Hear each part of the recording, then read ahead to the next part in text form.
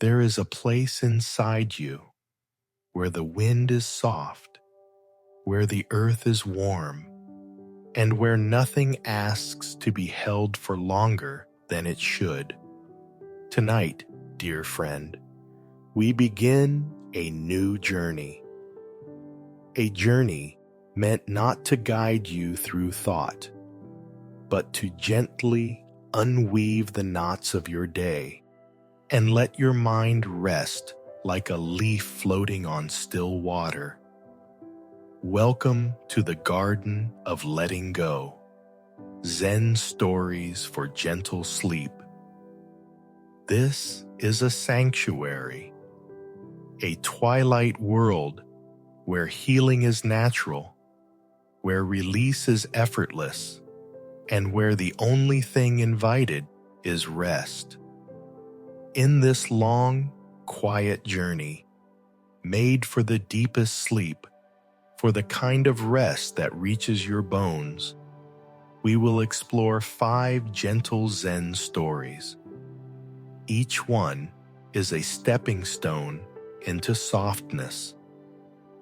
The gardener and the falling leaves, where letting go becomes a natural part of life. The river of forgotten sorrows, where old pains dissolve into flowing water. The stone that sank slowly, a story about heaviness, patience, and release. The bird who forgot to fly, learning to trust life again. The sleep of the mountains, a slow descent into the deepest stillness. These stories are not lessons you must remember. They are paths, soft, winding, peaceful, that you simply walk through until sleep quietly meets you halfway. Before we begin, allow your body to settle. Feel the mattress beneath you. Feel the air on your skin. Feel your breath growing a little deeper and a little softer. Let the day fall away from your shoulders like a coat you no longer wish to carry. You are here. You are safe. You are allowed to rest now. Now, gently close the gate behind you and step into the garden of tonight's first story. The Gardener and the Falling Leaves.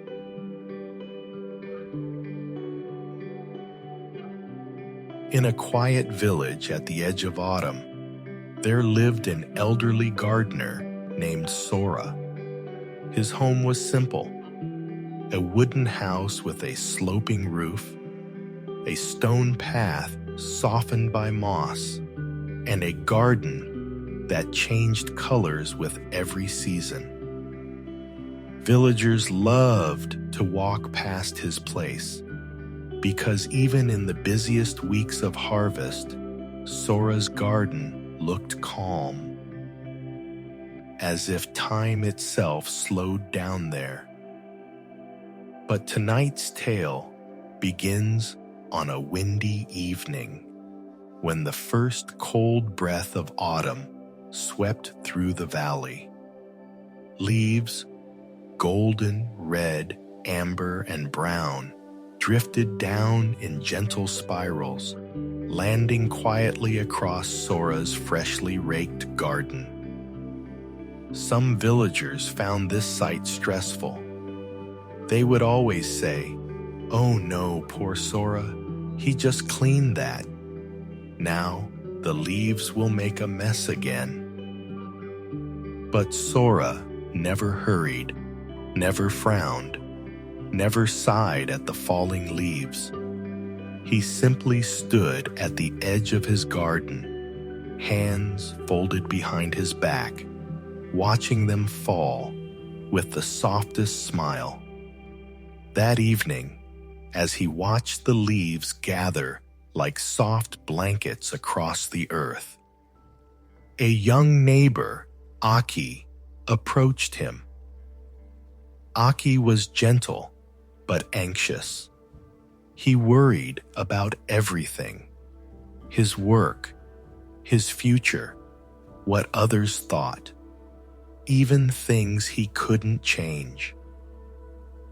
"Master Sora," Aki said, slightly breathless, "don't you feel frustrated when the leaves undo your hard work?"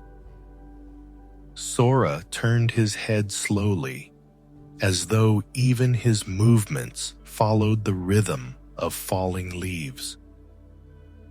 "My work?" he said with a smile. "Oh, my boy, the leaves do not undo anything." Aki frowned. "But you rake them every morning. You spend hours on this garden, and every evening, autumn brings them back." Sora's smile deepened, the kind of smile that has seen many seasons, the kind that knows things gently. "Aki," he said, pointing to the drifting leaves, "these leaves fall because their time to hold on has ended. The tree does not cling to them. It lets them go, because letting go is its next chapter." Aki watched a bright red leaf land softly on the gardener's path. "But it makes more work for you," Aki said. Sora chuckled quietly. "Only if I believe my work is to keep the garden perfect." "And isn't it?" Aki asked. Sora bent down and picked up a leaf, a soft, golden one, cool from the evening wind. "No," he said softly.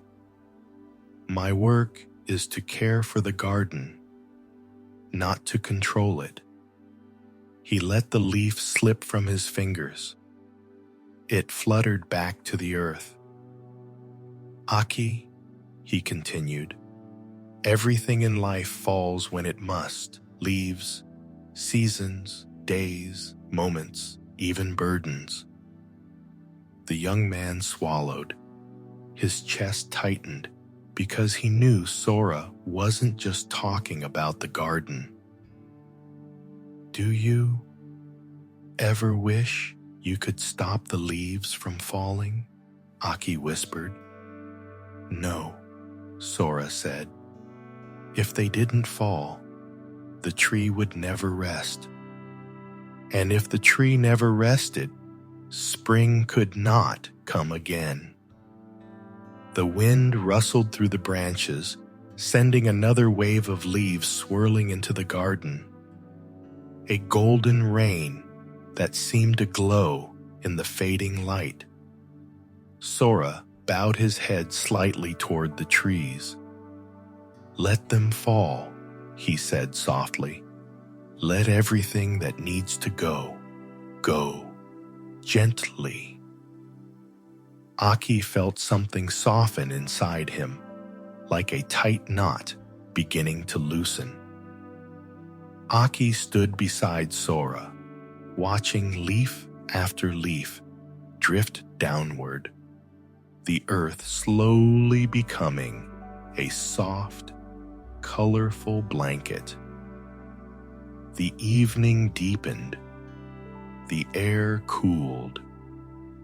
The sky turned a muted lavender, where the first stars shimmered like quiet thoughts.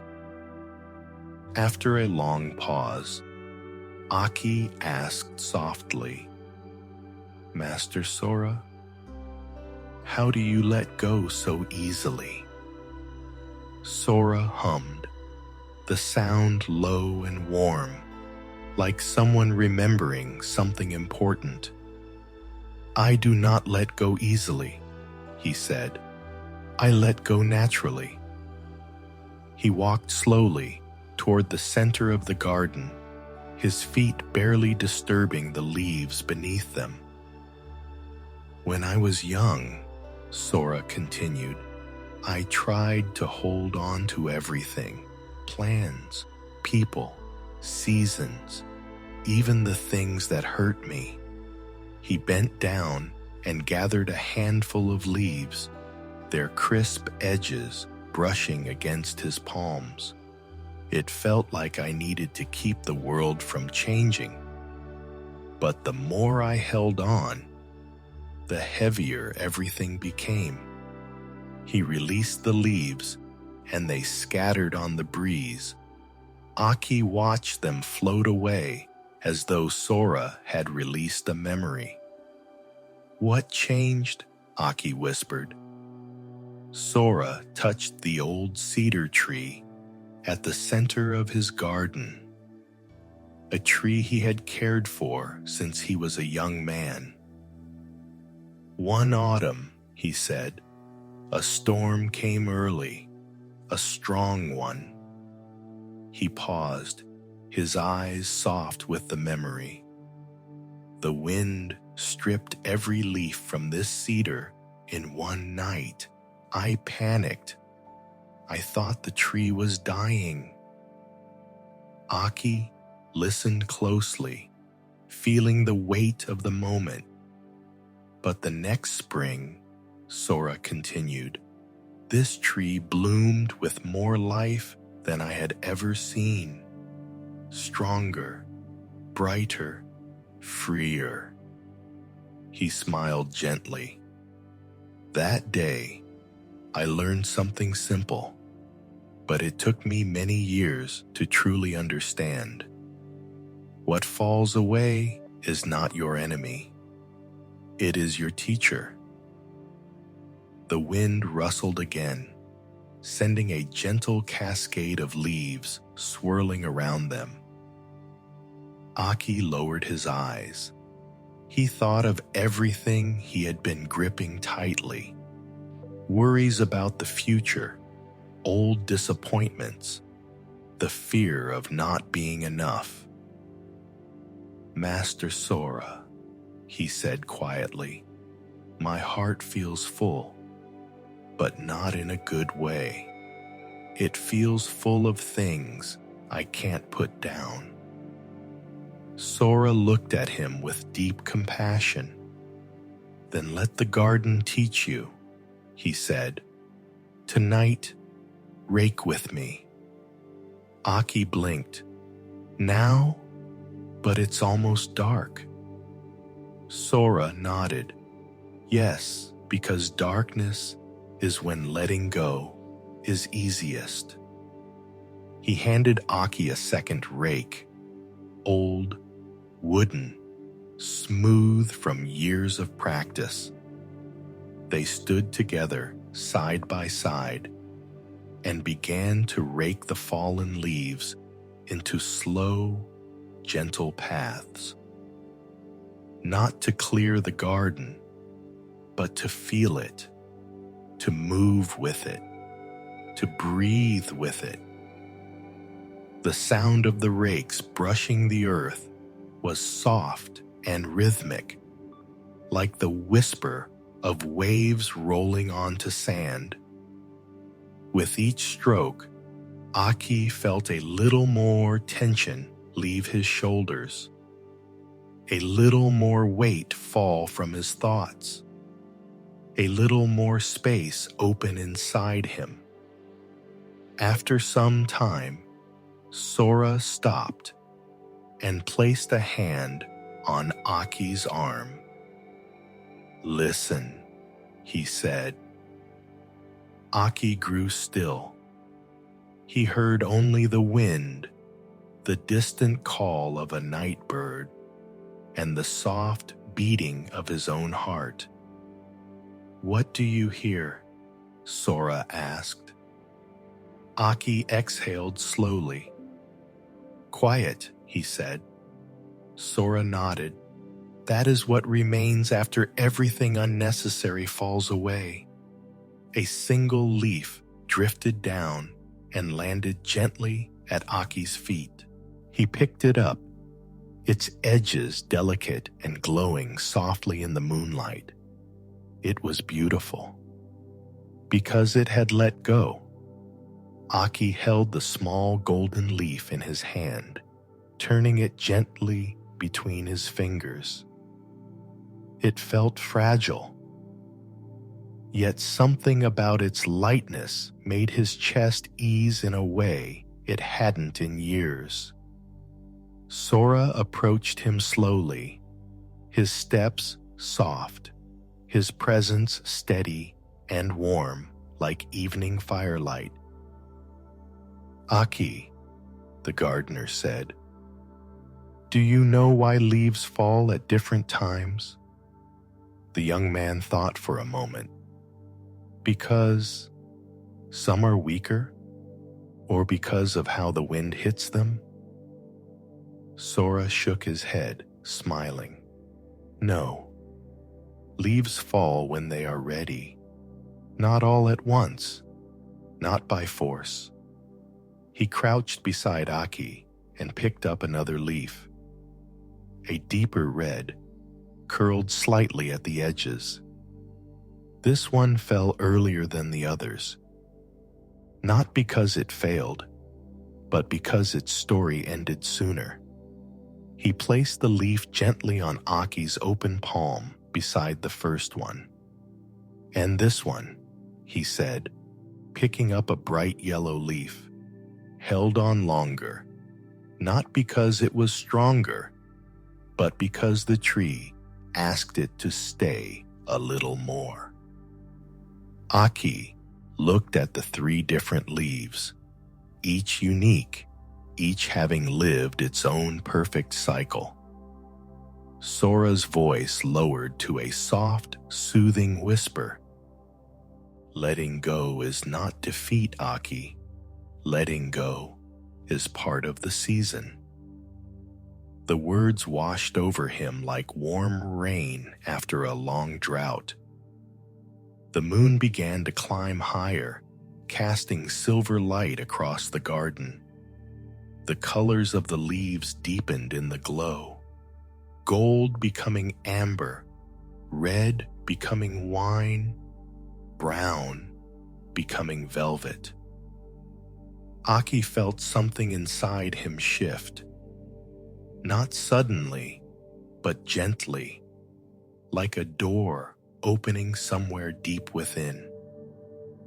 After a long silence, he said quietly, "Master Sora, I've been holding on to so many things, mistakes I made years ago, people who left, worries about tomorrow, even things I don't want anymore." His voice trembled. "I'm tired, Master. So tired." Sora stepped closer and rested a hand on Aki's shoulder, light, steady, comforting. "My boy," he said, "you are tired because you are trying to carry autumn leaves into winter."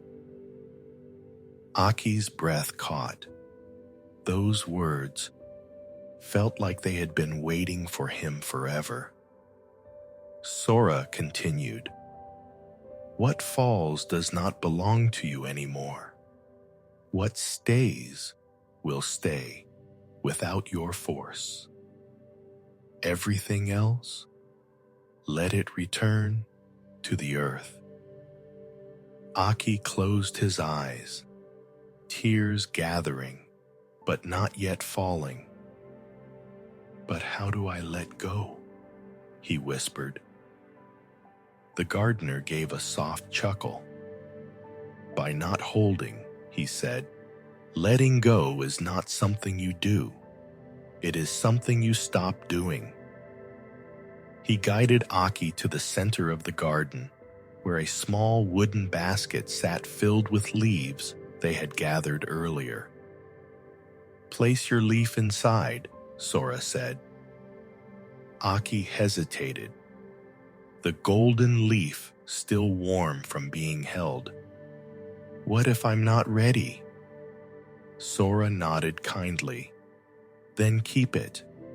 Letting go must be gentle, never forced, just like the leaves.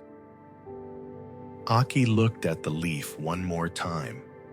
He thought of the weight he'd been carrying, the heaviness in his ribs, the tightness in his breath. With a soft exhale, he placed the leaf in the basket. It made the quietest sound, a sound so small, yet it echoed inside him like a sigh. Something loosened in his chest, something unclenched.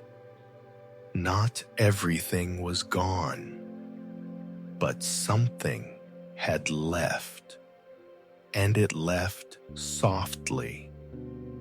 Sora smiled at him with the kind of pride that felt like a warm blanket. "You see," he said, "letting go doesn't empty you. It frees space." Aki wiped his eyes with the back of his sleeve. I actually feel lighter." Sora nodded. "The garden always knows," he whispered. "It teaches what words cannot." He looked up at the trees, their branches swaying in a slow, gentle dance. "Tonight," he said, "the leaves have fallen for both of us." Aki stepped forward, feeling the cool earth beneath his feet. For the first time in a long while, his breath moved freely, deep, unhurried, like wind moving through open fields. He whispered into the night, "Thank you, really?" Sora placed his hands behind his back again and looked up at the moon. "Come back tomorrow," he said softly. "More leaves will fall, and perhaps more of your heart will learn to loosen." Aki nodded, feeling peace settle into him like the gentle weight of a blanket. And as he walked home under the silver-lit sky, he realized something beautiful. Letting go didn't feel like losing. It felt like coming home. The last leaf drifted from Aki's fingers, landing softly among the others in Sora's basket. A quiet symbol of burdens released, of the heart learning to loosen its grip. And as Aki walked home beneath the moonlight, the night carried a gentle truth through the cool air. Everything that falls creates space for something new to flow. The wind shifted, lifting the scent of autumn earth and carrying it toward distant hills, toward a place where another traveler walked beneath willow branches with her own heart heavy from holding too much. Just as Aki had released what weighed him down, someone else, far away, was beginning her own journey toward release, toward softness, toward water, and so we follow the night wind to the banks of a quiet river that has listened to countless hearts across countless seasons. A river where troubles dissolve the way leaves dissolve into soil. A river known as the River of Forgotten Sorrows.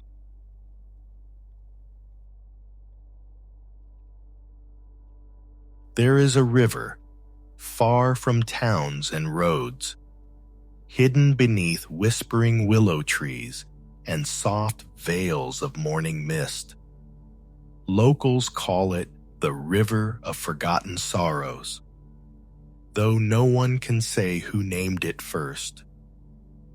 Some say the river washes away old memories. Others say it listens. Some say it heals.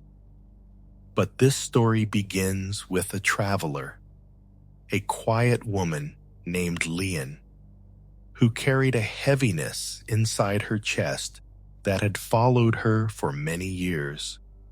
She did not come to the river seeking magic.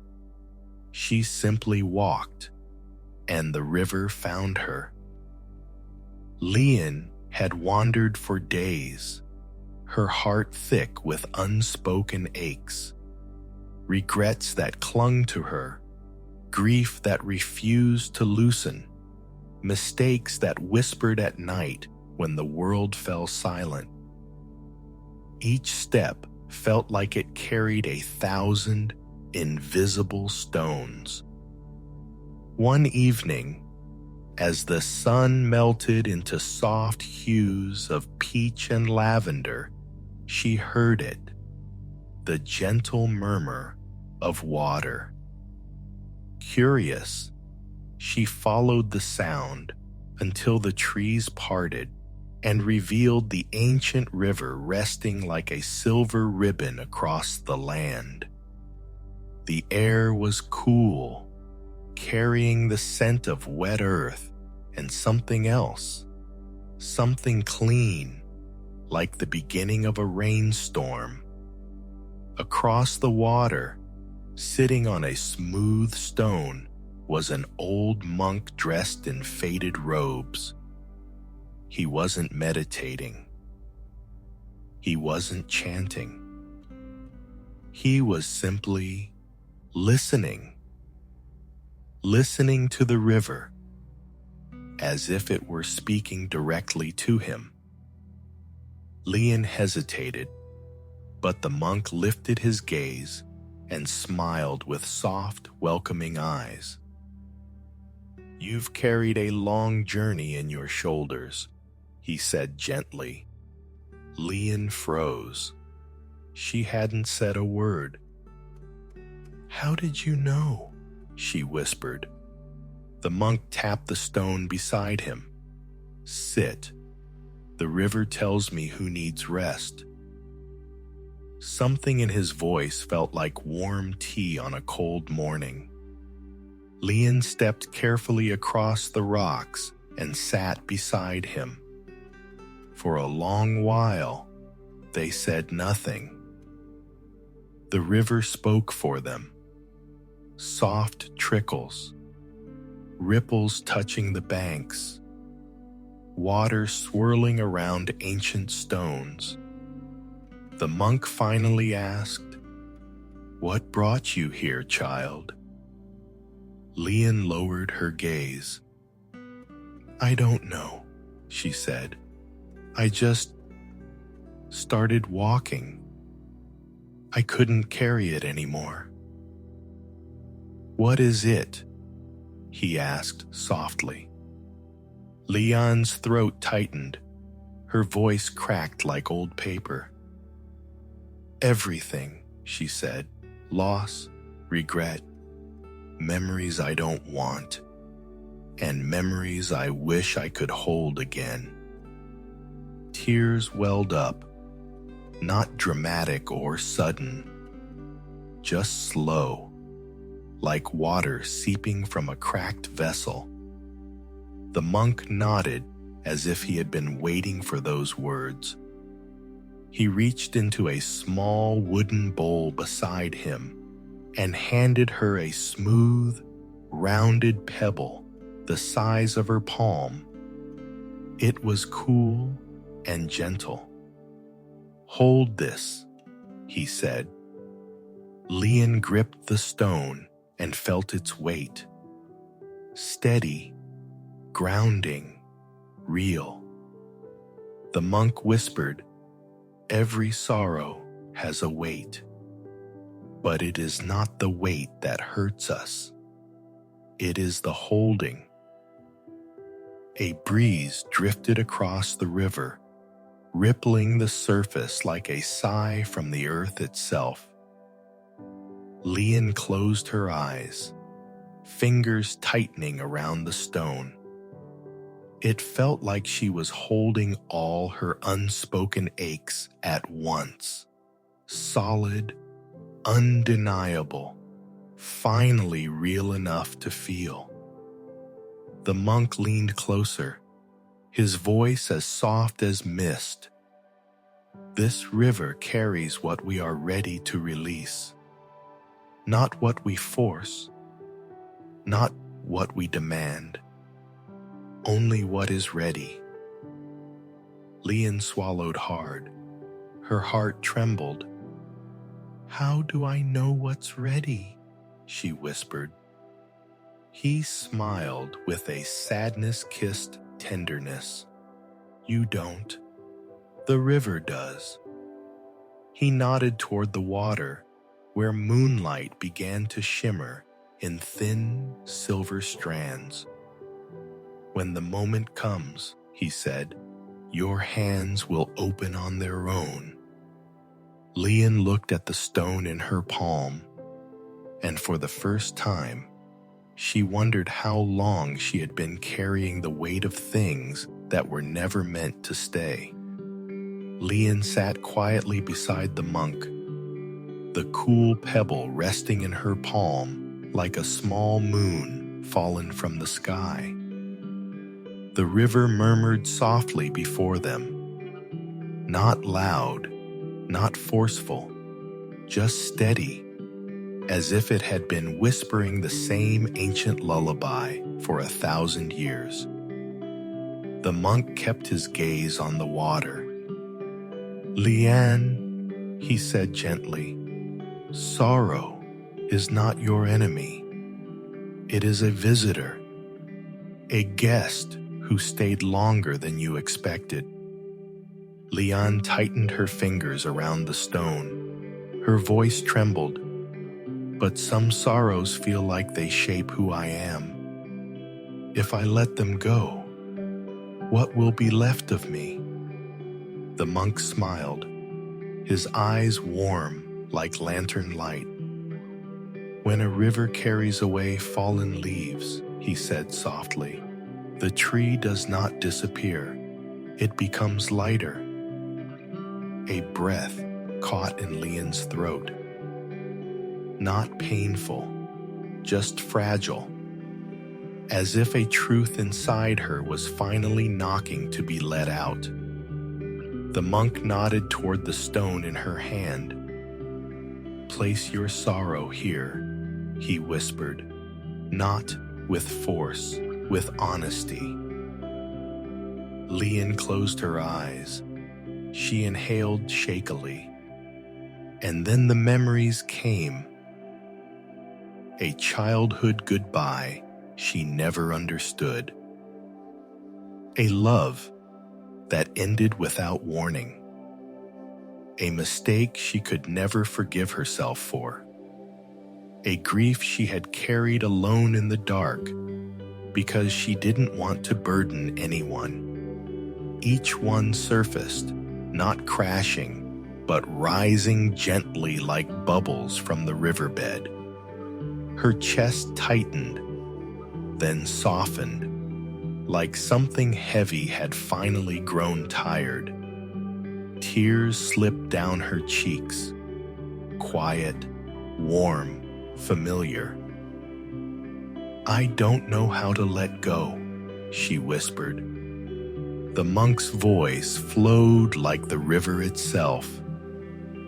"You do not need to know. You only need to feel." He placed a hand over hers, guiding her palm slightly forward so the stone hovered above the water. Lian hesitated. "What if I'm not ready?" she asked softly. The monk nodded. "Then the stone will stay in your hand. Letting go is never a command. It is a moment that reveals itself." Lian looked at the stone, It was so small, yet it held the weight of years. Her fingers trembled, her breath shivered. The river's surface reflected her face, tired, gentle, human. A single tear fell from her chin and landed on the stone. The monk whispered, "When the heart becomes heavier than the hand will open." For a long moment, Lian did nothing. Then, her fingers loosened. Not all at once, just slightly. Just enough for the stone to slide from her palm and slip into the river. The sound it made was barely a whisper. Plip. But inside her, something deeper echoed.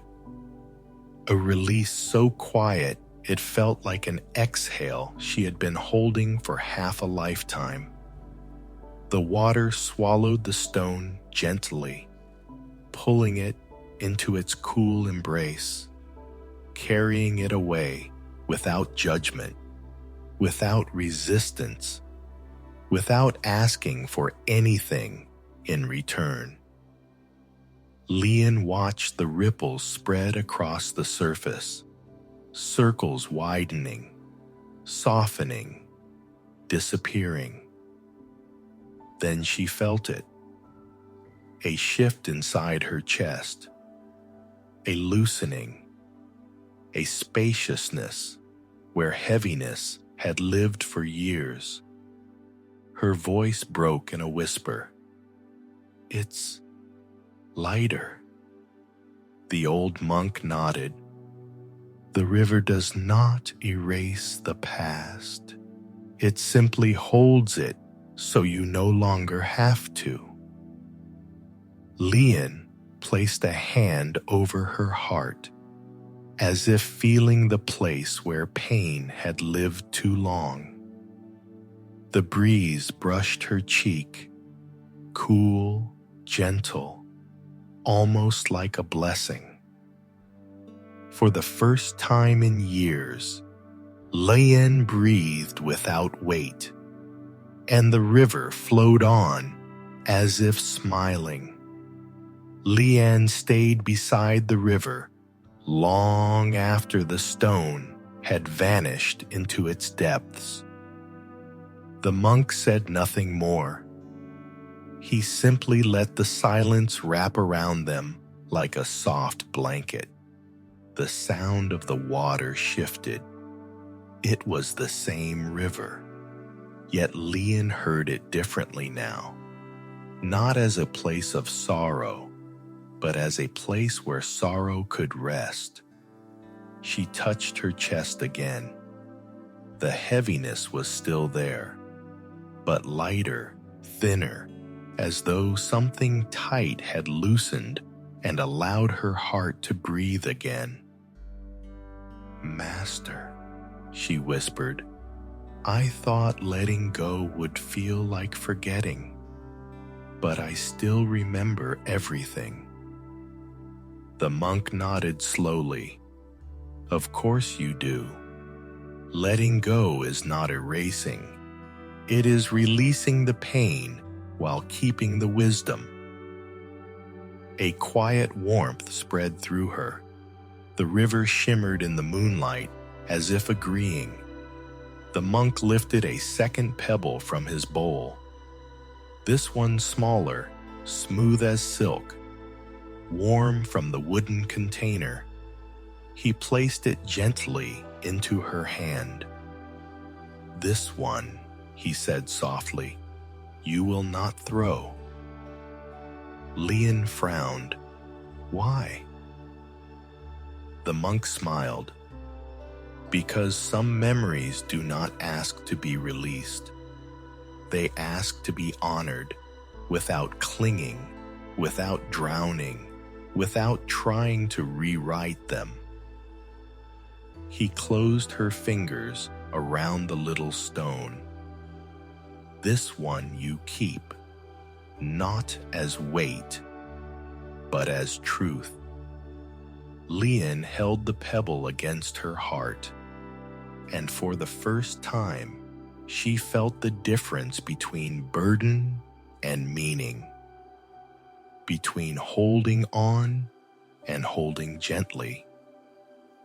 The monk rose to his feet, his old knees crackling softly. He looked at Lian with eyes that had seen many seasons. "You came here with sorrow," he said, "but you will leave with space." Lian stood slowly, feeling her breath deepen with each passing moment. "Thank you," she whispered. But the monk shook his head. "Thank the river," he said. "It carries more hearts than you can imagine." Lian bowed to the flowing water, a gesture that felt strangely natural, and turned to leave. The night air embraced her. The stars shimmered above the trees. The forest path seemed softer, as though her feet no longer pressed so heavily into the earth. With each step, the river's whisper followed her. What is ready will fall away. What is meant will stay softly. Her heart echoed the same truth as Lian disappeared into the lantern-lit forest path. The river continued its eternal journey, carrying stones and sorrows into deeper, quieter waters. And somewhere far beyond those bending willow branches, in a place where moonlight touched still ponds and shadows of mountains stretched across the land, another weight waited to be released. A weight not held in the heart, but in the earth itself. Deep in a secluded valley, an ancient stone lay at the bottom of a lake, a stone that once tried to float. And so our journey drifts onward, from flowing water to sinking stillness, toward the next story, the stone that sank slowly.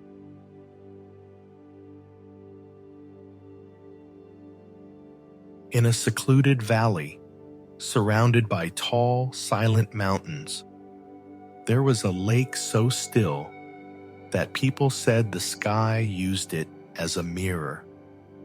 It was called Moon Lake because on clear nights, the moon would rest perfectly upon its surface, as if floating on glass. At the very edge of this lake lived an old stonecutter named Renbo. He spent his days shaping stones with gentle patience, never forcing, never rushing, always listening to what each stone wished to become. But there was one stone he had never touched, never shaped, never dared to move. A stone that had lived in the lake long before he was born. It lay near the center of Moon Lake, too heavy to throw, too deep to reach, yet known by everyone in the valley. The villagers called it the stone that sank slowly. Children whispered that it fell from the sky. Old storytellers said it was once the heart of a mountain. Others believed it had tried to float, but simply couldn't. Renbo alone knew the truth, though he had never spoken it aloud. He had watched the stone for decades. Every dawn, every dusk, through storms through summers, through the silent cold of winter, and he noticed something that others never did. The stone had not sunk all at once. It had sunk slowly, very slowly, year after year, as though it carried a weight that grew heavier with time. One autumn evening, as Renbo sat by the water's edge carving a small bowl, a young traveler approached him. She was quiet, gentle, wearing a cloak the color of dawn mist. Her name was Erin. She bowed deeply. "Master Renbo," she said softly, "I've come to ask you about the stone in the lake." Renbo looked up, his hands never pausing in their slow carving. "Many come to ask," he said. "Few stay to listen." Erin lowered herself to the ground, sitting beside him. "I've walked far," she whispered. "My heart is heavy, heavier than I can bear. They say the stone sank slowly because it carried a sorrow too great for the surface." Renbo placed his carving tools down and turned to her fully. "Tell me," he said gently, "what weight do you carry?" Erin swallowed. Her voice wavered like a fragile flame. "A weight I thought I could hold forever," she said, "but it keeps pulling me under." Renbo nodded, as if he already knew. He pointed toward the dark, calm center of Moon Lake. "That stone," he said, "did not sink because it was heavy. It sank because it tried to float while pretending nothing burdened it." Erin's breath caught. A tiny sound, as if something inside her had cracked open. Renbo continued. "Some weights," he said softly, "sink slowly, not because we hold them tightly, but because we do not realize we've been carrying them at all." The wind moved across the lake, rippling the water in delicate silver waves. Erin stared at the dark circle in the center, the place where the stone rested unseen. "Will it ever rise again?" she asked. Renbo smiled sadly. "No," he said, "because rising is not its purpose." He placed a hand gently over his own heart.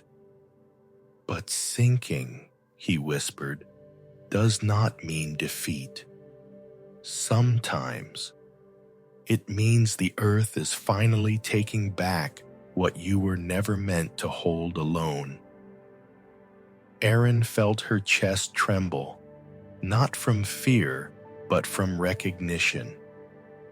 Renbo stood slowly. "Come," he said. "There is something I want to show you." They walked along the quiet shoreline, the moon beginning to climb the sky behind them.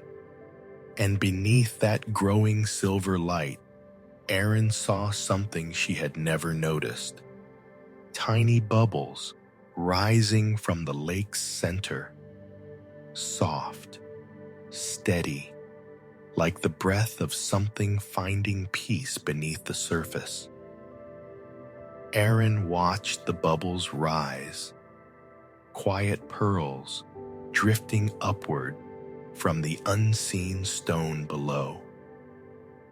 They surfaced gently, one after another, as if the lake itself was exhaling after holding its breath for a very long time. Renbo stepped to the water's edge and crouched down, letting the ripples brush against his fingertips. "Do you see?" he asked softly. Aaron nodded, mesmerized. "It's breathing." Renbo smiled. "Yes, even what sinks does not disappear. It simply finds a deeper place to rest." He lifted a bit of water in his palm. The moon shimmered inside the reflection, a broken circle of silver. "People think the stone sank because it was too heavy," he said. "But heaviness alone cannot pull you under." He let the water fall in slow droplets. "What pulls you under is resistance." Aaron felt her throat tighten. "Resistance?" Renbo nodded gently. "When sorrow comes, we try to float above it. We pretend it isn't there. We try to be strong, to stay above the surface, to keep smiling, to keep going." He paused, his eyes softening. "But the more we fight the sinking, the deeper it pulls us." Erin lowered her gaze, her hands knotted together in her lap. "I've been pretending for so long," she whispered. "If I stop resisting, won't I drown?" Renbo stood and motioned for her to follow. They walked to a small wooden boat tethered at the shore. He stepped inside, the boat swaying gently. Aaron hesitated, but his outstretched hand was steady and kind. They drifted slowly toward the center of the lake, the water calm, the night holding its breath. Halfway across, Renbo spoke again. "Child, there is a difference between sinking and surrendering." He pointed downward to where the stone rested far below. The stone did not fight the water. It allowed itself to be held. He looked at Aaron, his voice dropping to a tender whisper. "Do you know what happens when you let yourself be held?"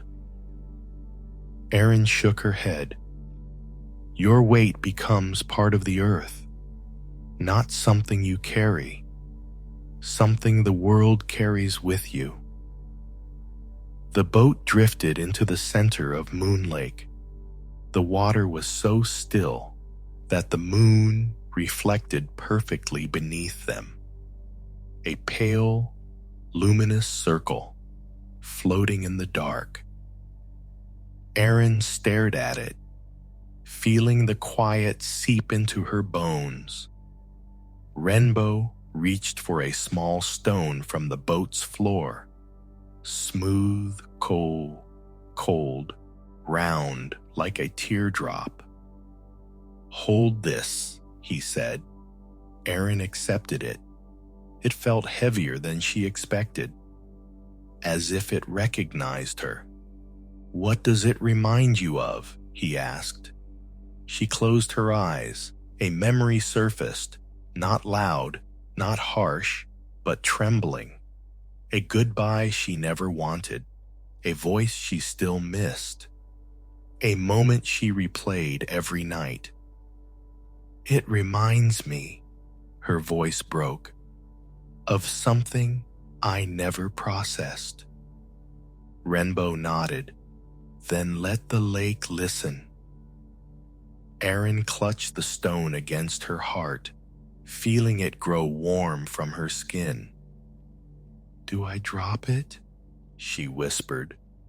Renbo shook his head gently. "Not yet.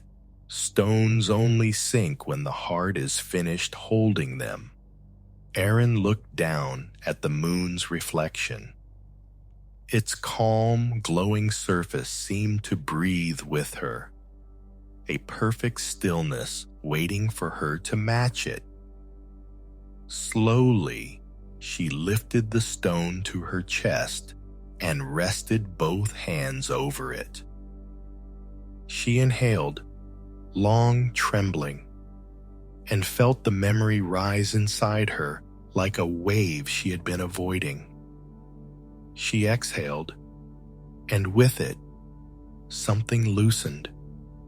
A tear slipped down her cheek, then another.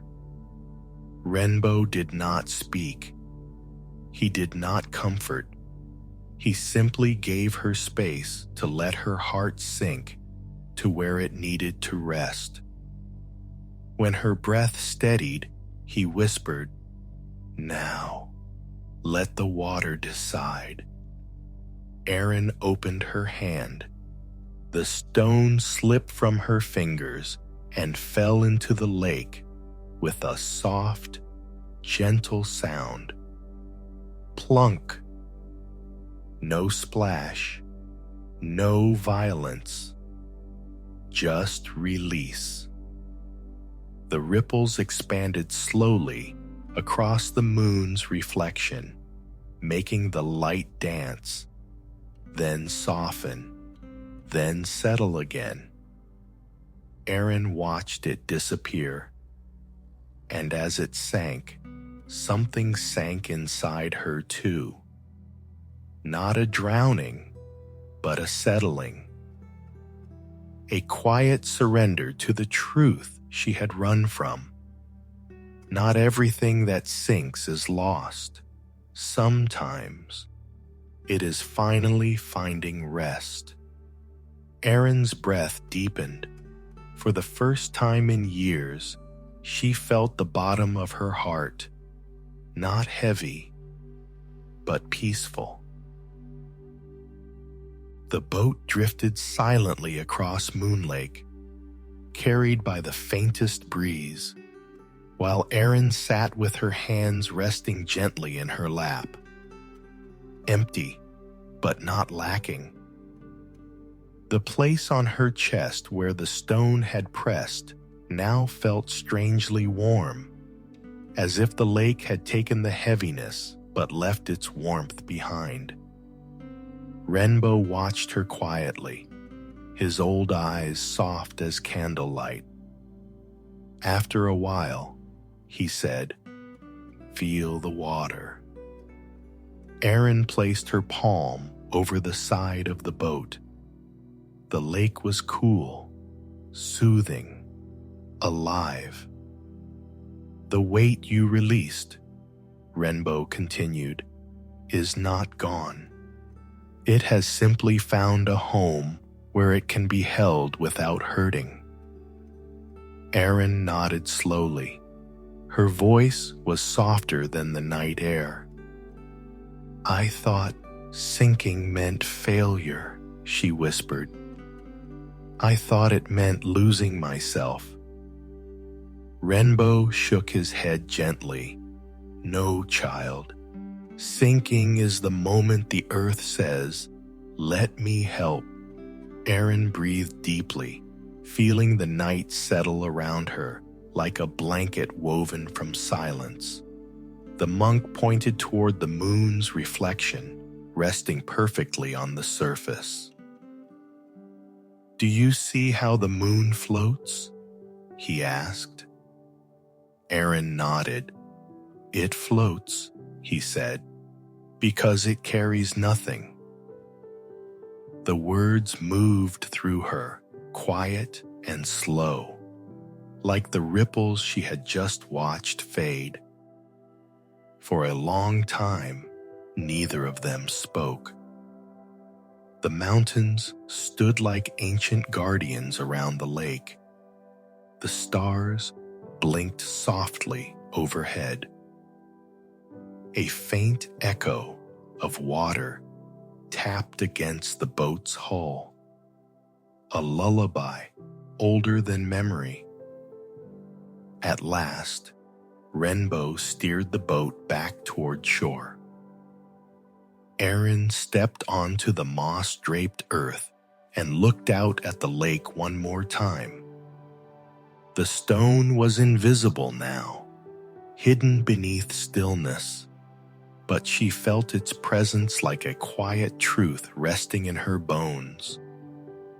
"Master Renbo," she whispered, "I feel lighter, not empty, just..." He bowed his head slightly. "When you allow what is heavy to sink," he said, "you rise, slowly, gently, without effort." Erin placed a hand over her heart. The ache wasn't gone, but it no longer pulled her downward. It flowed and breathed and existed without hurting. "I will remember this place," she said. Renbo smiled. "The lake remembers you too." Erin turned and walked into the twilight, her steps softer than when she arrived.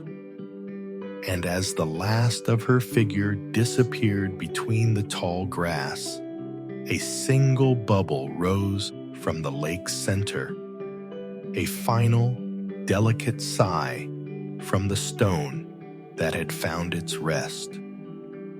Transition to Story 4. Night deepened across the valley, and the stillness of Moon Lake spread outward like a ripple touching distant fields, distant forests, distant dreams. Where the river had carried sorrow and the lake had held heaviness, the soft darkness now drifted upward into quiet mountain air. In that cold yet gentle height, where wind hummed like a low flute and clouds brushed against ancient cliffs, a small bird trembled on a lonely branch. It had forgotten how to fly, not because its wings were broken, but because its heart had grown afraid of leaving the ground. And so the night's path leads us upward, toward feathers, toward fear, toward freedom, waiting in stillness. Next is the story of a fragile creature learning to trust the sky again. The bird who forgot to fly.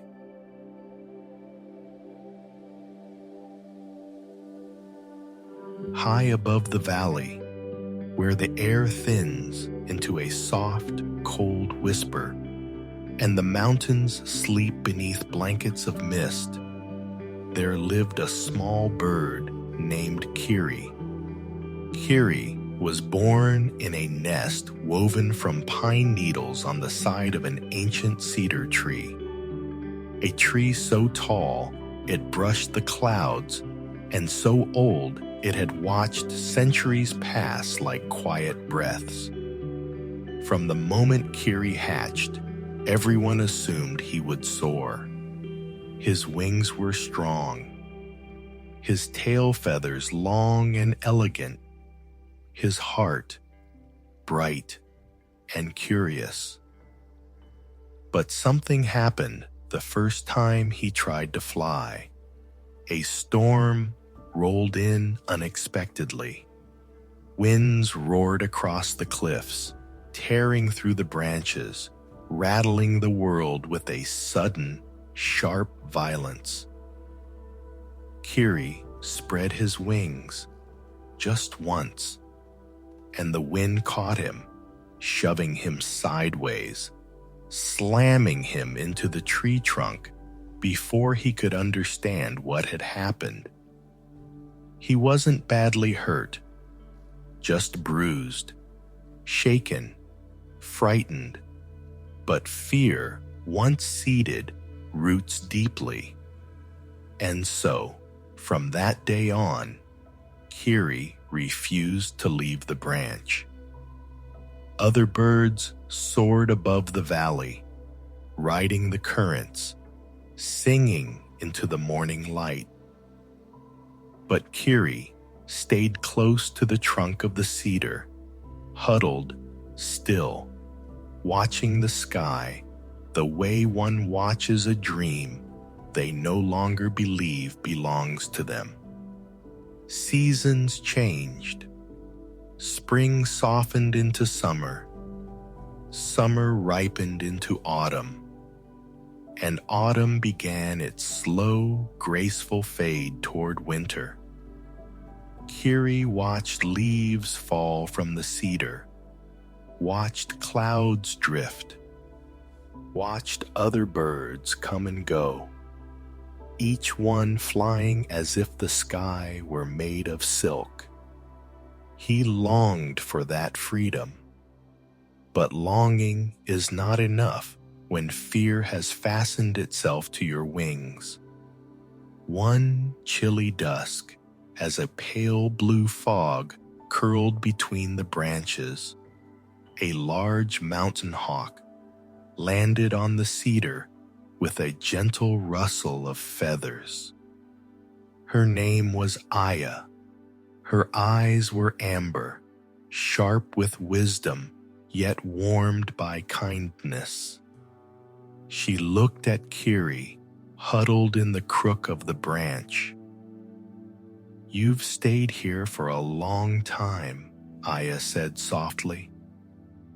Kiri tensed. "No one needs me to fly."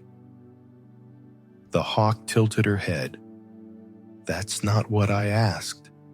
Kiri looked away. His small chest quivered. "I can't," he whispered. "I tried once. The sky pushed me away, and I'm afraid it will happen again." Aya climbed closer, her movements slow and careful, the way a healer approaches a wounded creature. "The sky did not push you away," she said. "It was the wind, and wind changes." Kiri shook his head. "It doesn't matter. I'm safer here." Aya gazed at him with deep understanding. Safe does not always mean free. Kiri felt something sting behind his eyes. He tucked his wings tighter against his body. "But what if I fall?" Aya's voice softened into a whisper. "Then you will learn what the earth feels like, and when you are ready, you will rise again." Kiri swallowed, his tiny heart fluttering like a trapped moth. "I don't trust my wings." The hawk lowered herself until they were eye level. "That is why I am here." Wind brushed softly through the branches, carrying the distant scent of snow. The sky glowed with the last light of day, a pale lavender that made the valley below look like a sleeping sea. Aya opened one wing and wrapped it gently around Kiri, pulling him close. It was warm, safe, reassuring. "You forgot how to fly," she whispered, "because you remembered too vividly how it felt to fall." Kiri closed his eyes, tears softening the feathers beneath them. "But please hear this," Aya continued. "No bird flies because they are unafraid. They fly because something inside them is more powerful than the fear." The cedar creaked in the cold, its bark whispering ancient songs of wind and time. Kiri listened, and for the first time in many moons, his breath steadied. Aya withdrew her wing and pointed with a gentle tilt of her head toward the quiet horizon. When the moment comes, she said, your wings will open on their own. Kiri looked at the endless sky, vast, silent, waiting. And in that fading light, something tiny, something delicate, something long asleep stirred in his chest. Not courage, not certainty, just possibility. Night settled gently over the mountains, laying a soft blanket of silver moonlight across the cedar's ancient branches. Kiri remained awake, curled close to the trunk. Aya perched beside him like a warm guardian, carved from feathers and dusk. The wind had quieted, becoming a low hum. Not the wild, violent force that once threw him from the sky, but a calm exhale moving through the valley. Kiri watched the stars. They shimmered like tiny lanterns hung by careful hands. Aya, he whispered, do you ever fear falling? The hawk let the question settle before answering. Of course, she said, even the strongest wings do not banish fear, they only learn to fly with it. Kiri frowned softly. But how? Fear feels heavy, like it sits on my wings and keeps them closed. Aya nodded. Yes, fear is heavy when you carry it alone, but when you breathe through it, when you allow it to speak, it becomes lighter, like mist breaking under sunlight. Kiri hugged his wings to his chest. He wasn't sure how to breathe through fear. He wasn't sure how to soften something that felt so tightly woven inside him. Aya sensed his struggle. Come, she said gently. Follow me. She hopped to a lower branch, beckoning him with her gaze. Kiri hesitated, but hopped after her, then to another branch, and another. Each time, the ground grew a little farther away.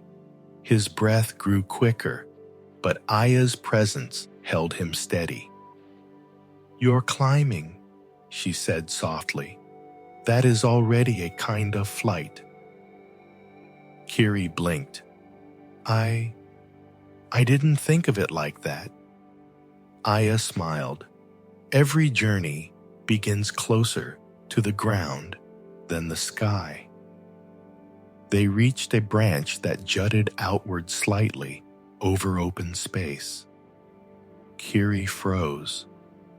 Below him, a cluster of mist filled the air. Pale, swirling, beautiful, and frightening. His legs trembled. I can't go further, he whispered. Aya stepped beside him, her voice low and warm. You do not need to go further.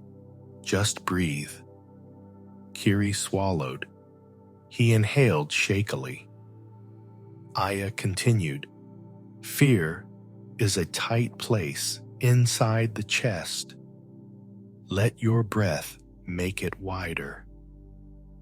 Kiri tried. Inhale, but it caught. Exhale, but it stuttered. His eyes filled with tears. I still can't, he whispered. Aya lowered her head and touched her forehead gently to his. You don't have to be ready to fly, she murmured. You only have to be willing. Kiri closed his eyes, just for a moment. In that moment, he felt her warmth. He felt the cedar's steady bark against his feet. He felt the sky, waiting, not demanding, just waiting. A soft breeze rose from below. Not strong, not sharp, just enough to lift the smallest feather on Kiri's cheek.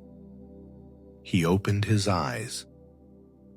Something in him, small and fragile, unfolded.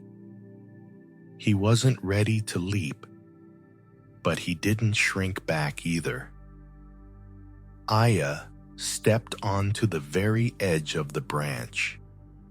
"When the time comes," she whispered, "your wings will open because they remember what your mind forgot." Kiri felt his heart flutter, just once, like a tiny echo of flight.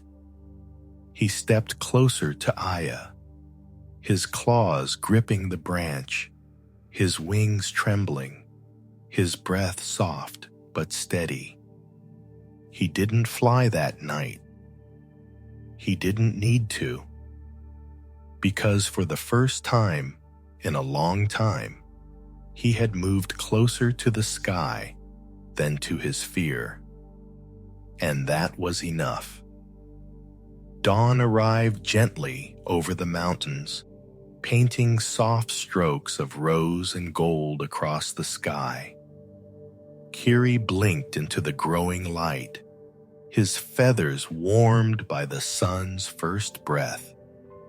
He had not slept much, not because of fear, but because something inside him felt awake for the first time in a very long while. Aya perched beside him, watching the horizon as though reading a book written in wind and morning light. "Today," she said softly, "is a calm day. The winds are soft. The sky is kind." Kiri's heart fluttered. "I don't know if I can do it." Aya smiled. "You don't need to know. Wings do not ask for permission from the mind." Kiri looked down. The valley below was wrapped in mist, soft and pale like freshly woven silk. It didn't feel frightening today. It felt gentle, as if the sky itself had laid out a cushion for whatever might happen. Aya stepped onto a thinner branch, one that bent slightly under her weight. "Kiri," she said, "all creatures fall before they fly. The falling is part of the flight." Kiri took a small hop forward. His chest rose and fell, his breath trembling, but not breaking. He whispered, "Aya, if I fall, will you catch me?" Aya turned to him, her eyes glowing warm amber in the rising sun. "I will fly beside you," she said, "and sometimes that is all the catching we ever need." The wind shifted, a soft, encouraging breeze. It brushed under Kiri's wings like a gentle hand quietly promising, "Try." He closed his eyes, and for the first time since that terrible storm, he spread his wings, slowly, carefully, shaking but open. The air slid beneath them like cool water over stone. Aya said nothing. She simply watched him with a kindness so steady it made the sky feel safer. Kiri stepped to the branch's edge. He could feel every grain of bark beneath his tiny claws. His heart pounded, not with fear, but with the unfamiliar thrill of possibility. He inhaled. The wind lifted him, just slightly, just enough for him to feel the memory locked deep within his feathers. A memory older than fear, older than storms, older than falling. A memory of flight. And then, with a breath as soft as dawn light, Kiri leaned forward. Not a leap, not a jump, just a surrender. His wings caught the air. For one trembling moment, he hovered, shaking, unsteady, unsure. Then, he glided, only a short distance, only a small arc across the branch, but it was flight, a tiny breath of sky beneath his wings. Kiri landed clumsily on a lower branch, tumbling once, feathers puffed in shock. Aya swooped beside him instantly. "You flew," she whispered.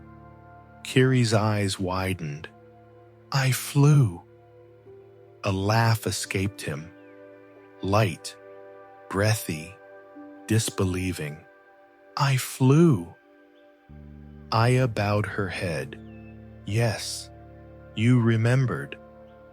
Kiri pressed his wings to his chest, shaking with joy and relief. "It wasn't perfect," he said. Aya smiled. "Nothing that begins is perfect, but everything that begins is beautiful." Kiri looked toward the open sky, and for the first time, it didn't look frightening at all. It looked like home. As Kiri practiced tiny glides through the morning light, the mountains watched silently, their peaks kissed by gold. In their stillness was a wisdom deeper than wind, older than cedar, gentler than sunrise. For mountains do not fly, yet they sleep more peacefully than any creature of the sky. And as night slowly returned to drape its velvet cloak over the ridges and valleys, a new story began to rise from the quiet earth.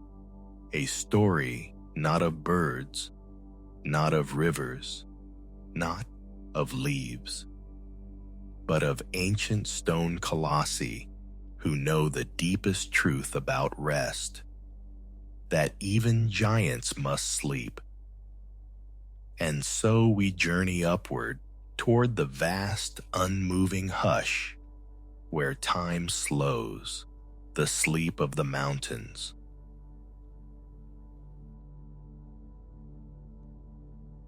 High above the wandering forests and the drifting clouds of dawn, beyond the reach of rivers, birds, and the villages that lit their lanterns at dusk, there lived the great mountains. They stood like ancient guardians, silent, unmoving, covered in centuries of wind and memory. From afar, they looked eternal, as if nothing could touch them. But those who listened closely knew the truth. Even mountains grow tired, and even mountains sleep. At the foot of the tallest peak lived a young wanderer named Soma. He had traveled through many lands, seeking a place where his restless heart might finally grow quiet. He carried no heavy pack, only a small blanket, and a soft longing he didn't know how to name. One evening, as twilight stretched across the world and stars began waking in the sky, Soma reached a mountain that seemed taller than the horizon itself. Its slopes glowed faintly in the moonlight, as if illuminated from within, a gentle, ancient luminescence like warm embers beneath snow. He sat at its base, breathing in the mountain air, crisp, cool, clean enough to calm even the noisiest of thoughts. Soma whispered into the vast silence, "I want to rest. I don't know how." His voice echoed faintly, carried upward until it dissolved into the evening sky. A soft rumble answered him, so quiet he almost believed he imagined it. But then, from the shadowed crevices between the mountain's ridges, a deep, slow voice emerged.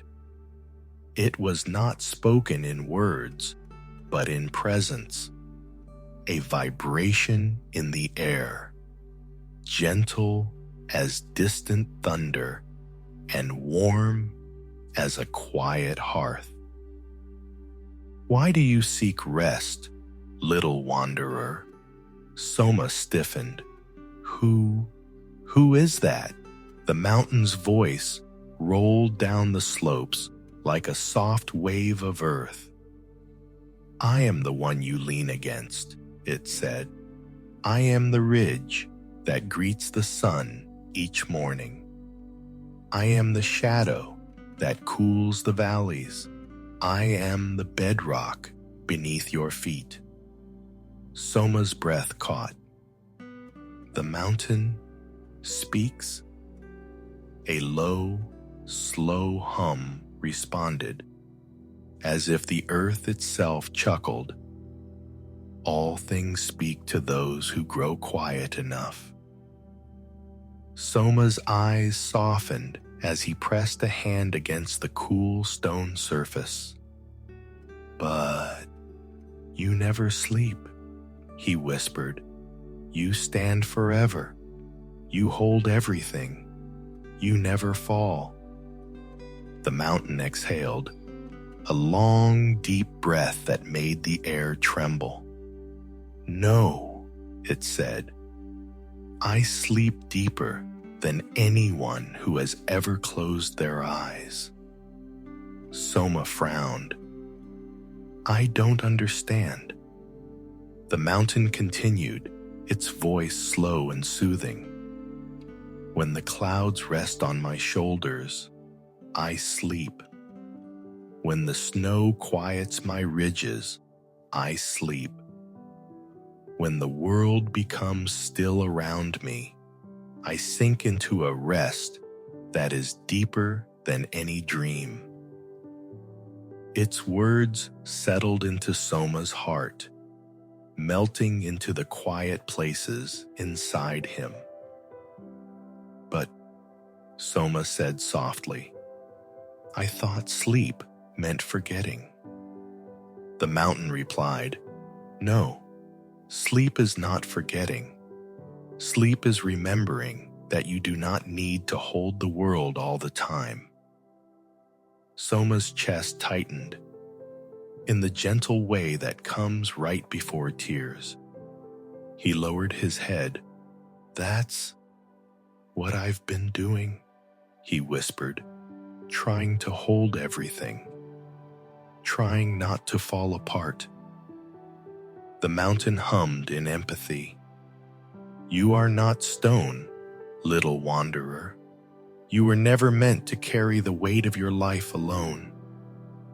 Soma exhaled slowly, and for the first time in months, the breath felt real. The mountain's voice softened into a whisper. "Come closer. rest against me. Let your tiredness sink into my bones. Let your breath match the rhythm of earth and silence. Soma stepped forward, leaned his back gently against the mountain's base, and closed his eyes. The stone was cool, but comforting, still yet alive. His heartbeat slowed, steadying in the ancient rhythm of something far older than worry. And as the stars multiplied overhead, Soma felt a heaviness inside him dissolve. Not disappear, but dissolve, blending into the mountain the way dusk blends into night. For the first time, he understood. Even giants rest, and so could he. Soma rested against the mountain's cool surface, feeling its quiet strength seep slowly into the spaces inside him that had felt hollow for so long. The night deepened. Stars shimmered like silver seeds scattered across a vast, dark field.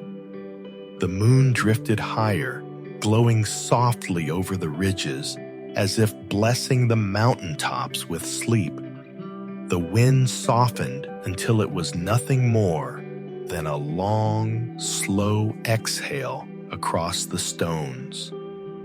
The mountain spoke again, its voice barely more than vibration now, like a lullaby whispered through ancient earth. Tell me, Soma, what keeps you awake? The wanderer closed his eyes. He didn't need to think. The answer rose instantly, ache first, like a tide. I'm afraid, he whispered, afraid that if I stop moving, everything inside me will crash down. The mountain hummed, a deep, low resonance, like the purr of the world itself. I understand, it said. There was a time I feared collapse too. Soma's eyes opened slightly. You? But you're unshakable. The mountain replied, even mountains crumble. Even stone must release. Every 1,000 years, a piece of me falls. A cliff breaks, a ridge softens, a boulder rests in a riverbed that it once towered above. Soma felt the mountain's truth ripple through him. And yet, the mountain continued, I do not fight the falling. I do not fight the softening. I do not fight the slow, gentle change that time brings. Its voice lowered, as if leaning closer. You too may crumble for a moment, and it is all right. It is part of your shape, part of your resting, part of your being. Soma felt tears warm his lashes. All this time, he had fought his exhaustion as if it were failure. But here, leaning against a giant older than memory, he finally understood that even the strong must soften, even the tall must bow, even the unmovable must release. Soma's breathing began to match the deep, deliberate rhythm of the mountain. Slow, steady, as though the earth itself was breathing through him. What if, Soma whispered, I close my eyes and never rise strong again? The mountain answered with a quiet rumble, that felt like a hand resting on his shoulder. Strength does not come from standing tall. It comes from knowing you can be still without losing who you are. Soma's body eased, sinking deeper into the mountain's side. The world around him grew softer. Sound dissolved. Thought dissolved. Even the lingering ache in his chest began to loosen like a knot being untied by invisible fingers. The mountain spoke once more, its voice almost echoing inside his heartbeat. When you sleep, little wanderer, you join the rhythm of all living things. The trees rest, the rivers rest, the stars rest. Even I, who seem awake forever, sink into deep, silent dreaming. Soma's head nodded forward. His limbs grew heavy, peacefully heavy, the kind of heaviness that comes not from burden, but from release. He whispered, barely audible, "Will you hold me while I sleep?" The mountain's voice curled around him like warm dusk. "I have been holding you since the moment you arrived." Soma exhaled, a long, trembling breath, and finally surrendered to the pull of rest.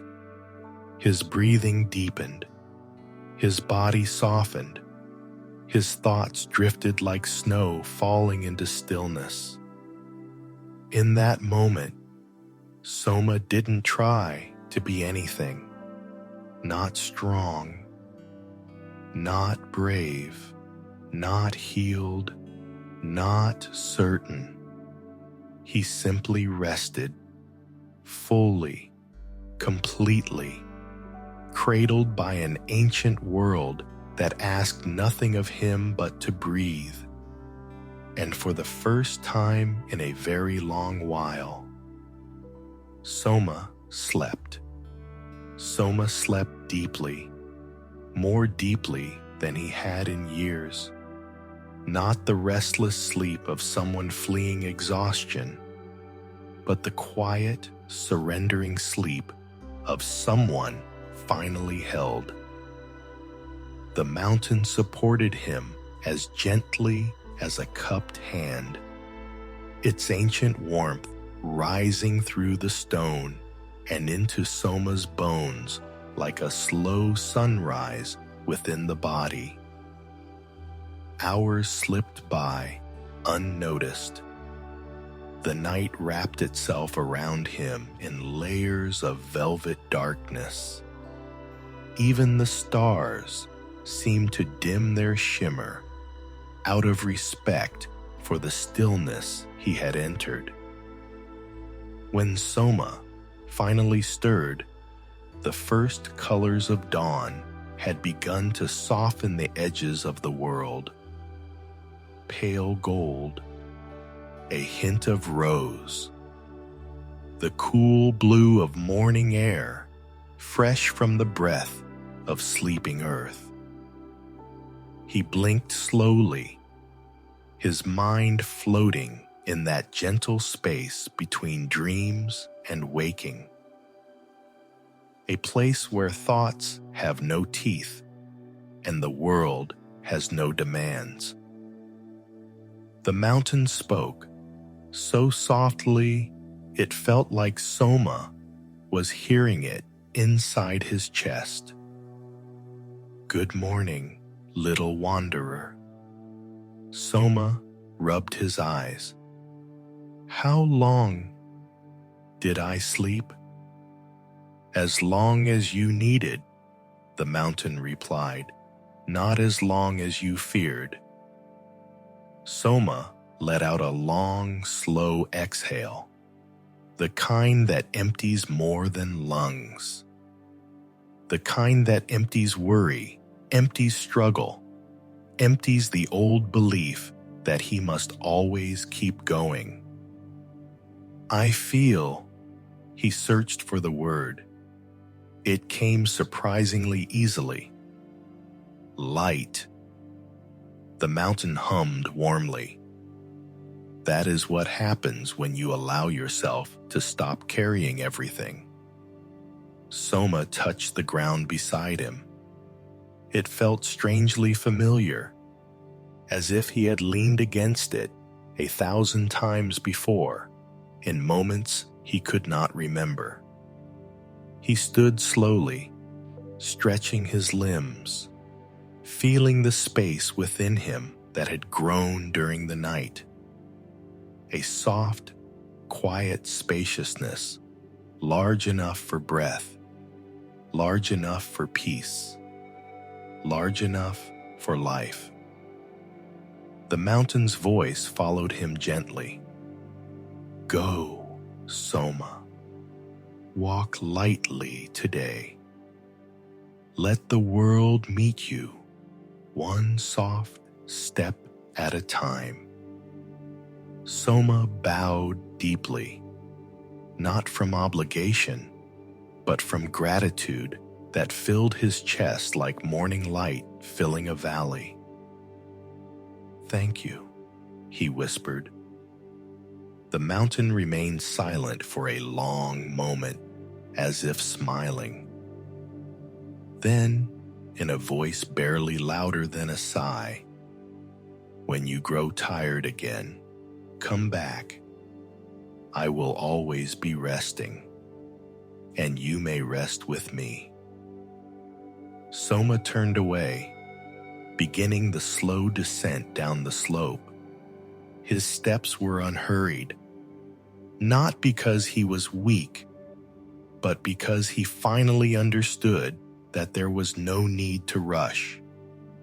The slope glowed beneath the rising sun, and the sky stretched endlessly above him. A vast canvas painted with the colors of release. As he walked, a gentle truth settled over him. He was not healed.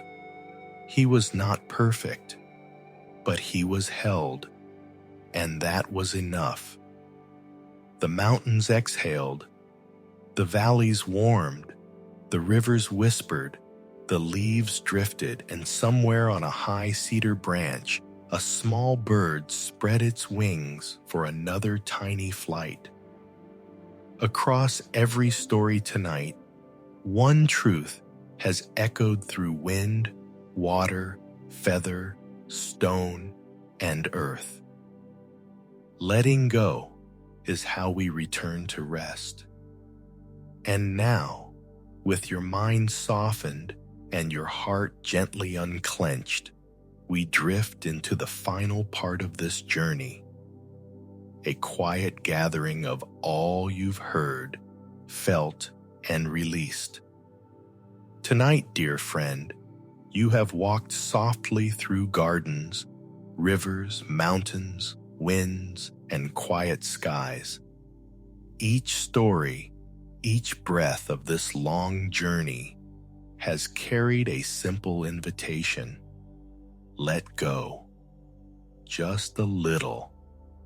Just enough. Just for now. The gardener taught you that what falls away creates space for what can bloom. The river taught you that sorrow lightens when you stop holding it alone. The stone in the lake taught you that sinking is not defeat. It is surrender into a gentler place. The little bird taught you that remembering how to fly begins with a single breath of possibility. And the mountains taught you that even giants rest. Now, it is your turn. You do not need to try. You do not need to reach.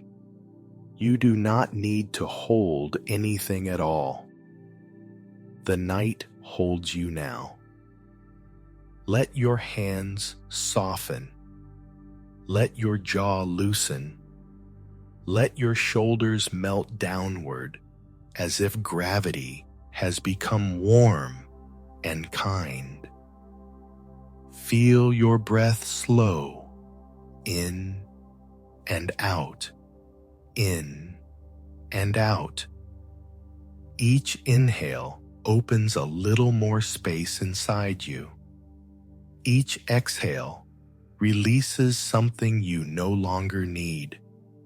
You are floating between wakefulness and dream, in that quiet river where thoughts drift away before you can grasp them. The world is soft here. Time is soft here. You are soft here. There is no weight on you. Not anymore. The mountains hold it. The river carries it. The garden releases it. The sky forgives it. Your only task now is to rest. Feel your body grow heavier, but your mind lighter, like a stone finally finding the place where it can settle. The air around you becomes warm, gentle, protective. The night hums softly, a lullaby without words. And you, your breath deepening, your thoughts dissolving, are drifting slowly, peacefully, safely into sleep. Let the world shrink into softness. Let the stories sink into your heart. Let your mind glide into the quiet and allow yourself to fall the way leaves fall, the way stones sink, the way mountains sleep, the way wings fold after a long day of trying. You are held. You are safe. You are already drifting. Sleep now, deeply and kindly. Good night, dear friend.